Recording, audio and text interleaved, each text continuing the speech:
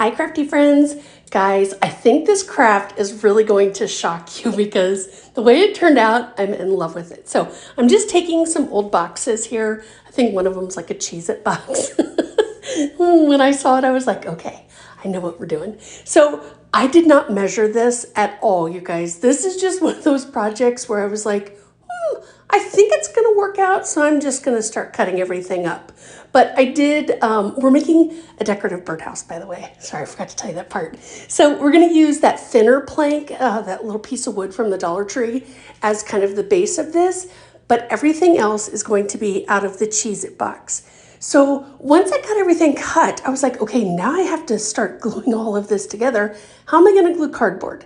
So I did a little bit of hot glue on the the two sides, and then I grabbed some masking tape and just started putting the whole thing together with masking tape.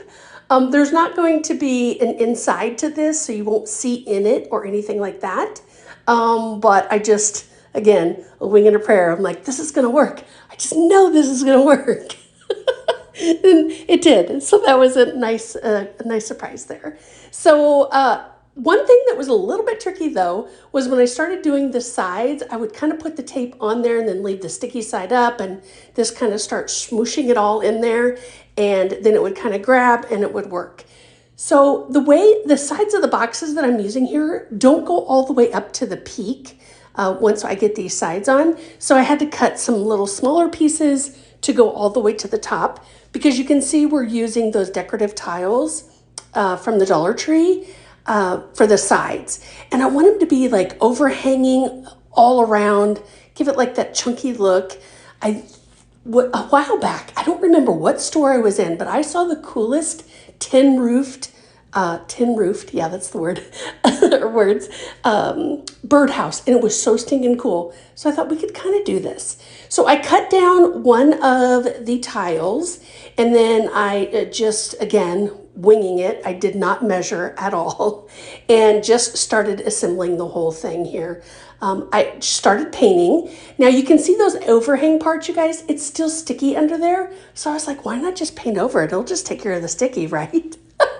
And it totally did. So yay to that. So like I said, I'm just being super careful as I'm painting because I don't want to push too hard.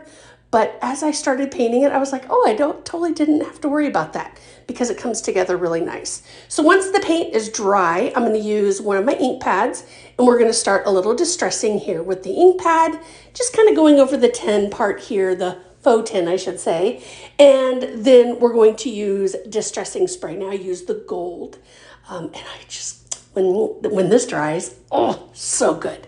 Okay, so I also had this little wood circle, and then a part of a finial that was off of a chair. Would that be a spindle? Not finial. That would be a spindle. I hate to have this little piece for some random reason. So look how cute this is. You guys, you would never know this was a Cheez-It box. Okay, friends, thanks for watching. Don't forget to follow for more.